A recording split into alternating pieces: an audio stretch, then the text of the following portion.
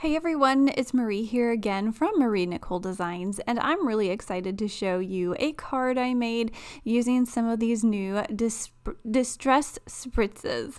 So these are as fun as they sound. You can see there are these little bottles of spray spritz, and I'm shaking it up here and you can see that shimmer swirling around inside of that bottle. These spritzes are so full of shimmer. They've got a colored mica in them. The liquid is actually clear, so all of the color that you get out of these are going to be from the mica. Now, the colors that I have are crushed olive, fired brick, antique linen, saltwater taffy, and tumbled glass. And these are named to kind of match your inks, but you have to keep in mind that they might look a little bit different in a spray form. So I would always want to go ahead and swatch them out or use a test area before you put it on your project. Now I've already made a few cards, just like this fun little ghosty one here. I'm using the Stampers Anonymous stamp for that, and it is the Spooky Spirits stamp set. I just love that sentiment that says boo and stuff. I think that's just so cute and funny. But I went ahead and I did some ink blending on the background using Distress Oxides, and then I spritzed some of the spritz on top of it. Now here's another card that I made. I'm again using that ghosty stamp set, and I'm also using another Stampers Anonymous stamp set. This one is the Framed Frights, and I just really love that kind of scene in the background. I stamped and embossed that, and then I added some of the crushed olive over it, and I'm going to be showing you a little bit about that today. We're going to use that technique on our card today. But I also really love these spritzes on the black cardstock. They just shine so much. So I added a little bit on that one. Those are just really simple. They kind of show you a few different ways you can use this spritz. We're going to go ahead and swatch out these spritzes. I want to show you how they look on white versus black paper. And I think they both look really fabulous on both, but you can just see the difference depending on the background that you use. Now, as I'm doing all this spritzing, I need to clean up in between so I don't muddy my colors. So I'm using these craft rags. They're like microfiber cloths. They come in a roll. You can just tear them off as you need them. They work really well. I used one for this whole project with water and spritz and everything, and you can even wash them. So throw them in your washer and then use them again. So I'm coming in with my fired brick now, and I just love this bright red color. So we're going to use that a lot today on our card. This is the crushed olive, and I just thought this one was pretty, and it looks so much different on white versus black. On the black, it almost looks like gold, but it has a greenish tint, so it's really fun. This one, I believe, is that the one, the Saltwater Taffy, or is this the antique linen? I missed it because I was talking, but that one's antique linen. It's really light. And then we have the blue, which is Tumbled Glass, which is one of my favorite of the Distress inks. It's a very light blue, but you can see here with our spritz, it looks very rich. The white cardstock, it's a little bit lighter, but if you put it on that dark cardstock, it just looks so bold and so beautiful. So here are our little swatches that I've hit with my heat tool. They're all dry now. Tumbled glass, antique linen, saltwater taffy, fired brick, crushed olive. I think that's all. I don't think I missed one, but you can see how pretty they look on each of these. Now, like I said, the color is in the mica, so it's going to color where the spray hits the paper, not really in between. So you get this really fun sort of textured look where all of it puddles on the paper. So we're going to go ahead and start building our card. Now, I wanted to kind of experiment here and see if I could mix some of these to make another color. So I'm spritzing red on one side and blue on the other, and I wanted to see if I could kind of swirl them in the middle and make some purple. And it kind of worked, and it probably would work a little bit better if I tried harder to mix them. I just wanted to see what it looked like if I just spritzed it onto the paper. So here is one side with that fired brick. I just love how that looks on the black cardstock. So we're going to do a lot of that in our card that we're going to make with all of this. And then here comes the blue. on the other side. I am kind of overlapping them in the middle a little bit there, and you can see how some of it kind of starts to swirl and mix a little bit. I think if I went ahead and mixed them up, I didn't try mixing them on a palette first and then like smooshing it onto my paper or painting with it. I think that might be fun to try, but I'm only doing a few things here today, and I'm sure there are tons of creative people out there doing so many things with this that if you just went and looked up all the inspiration, there would be so many techniques that you could do with this spritz. So I'm only showing you like a few of them on my cards today. So here we are, we're going to be taking our framed frights, and I want to stamp a background. Now I really love these little framed scenes, but I thought, how fun would it be to make a background with all of these? So we are actually going to stamp and emboss, and it's going to make a background that will resist some of that spray so that we can spray on top of it, and it's just going to make that background pop a little bit more. So I'm putting a few of these framed scenes here on my black cardstock, and I'm going to stamp it out with embossing ink. Now I try to remember before I stamp with embossing ink to use my little powder tool. I think it helps with static electricity, especially if you're in a very dry climate. I just recently moved to a very humid climate, so I don't know if it works better or not. I guess I haven't been doing all that embossing lately, but it really does help to cut down on that static cling so that your embossing powder will stick only to the ink and not to the paper.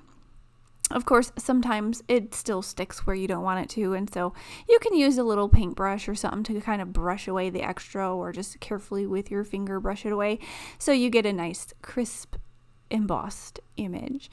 So after I have put some of my embossing powder on this stamped image, I used the frayed burlap distress embossing powder. You can't really see the color when it melts because it's on that dark cardstock, but you can see the image because it's almost like a black on black textured embossed background, and I really liked that for the whole spooky Halloween look that we're going for. And I also never get tired of watching that embossing powder melt. I think it's just magic, and I love doing it. So we have a few of our little scenes here embossed already, and I wanted to fill in those edges with the other scenes. So I'm going to be putting it back in my Misty and stamping some more out again. Now, I am using these cling stamps. They're not just clear stamps. They have the foam on the back already.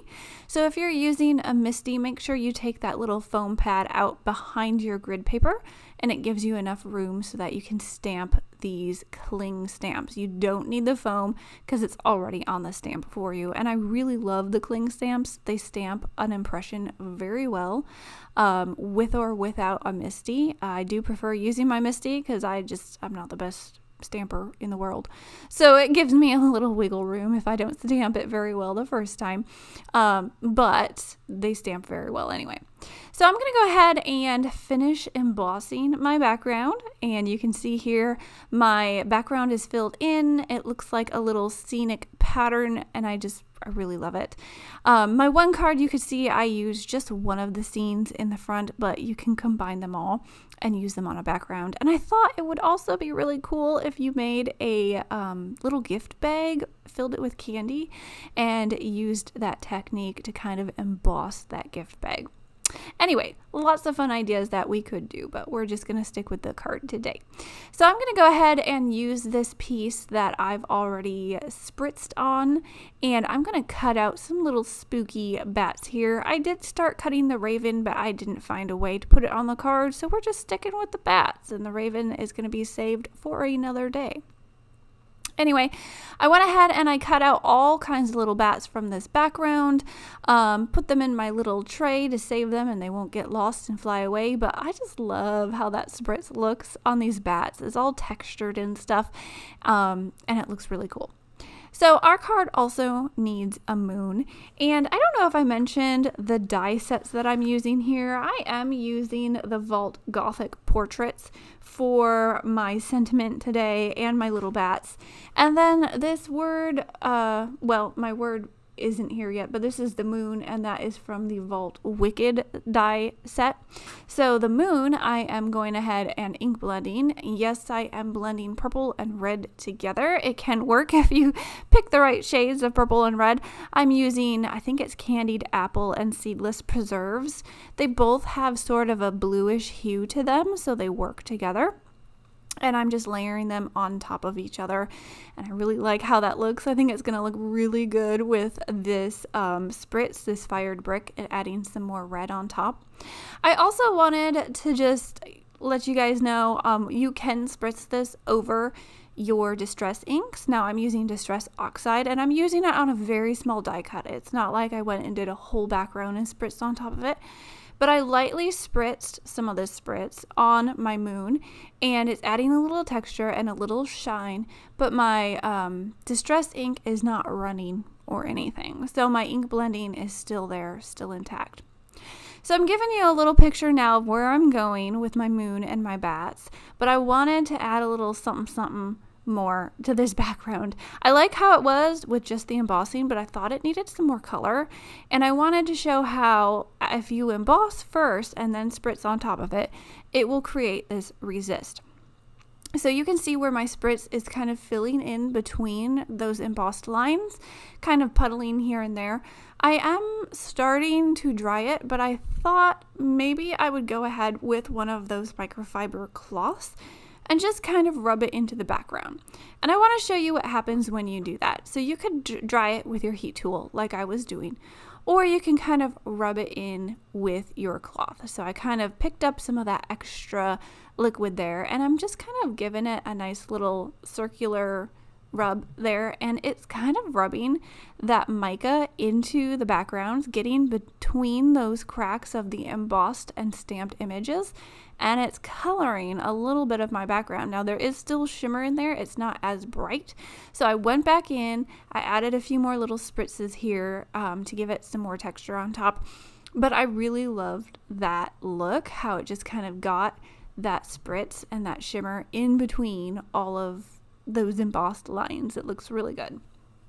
So now I'm going to go ahead and take a lot of my little die cut pieces and build my card on top of my background.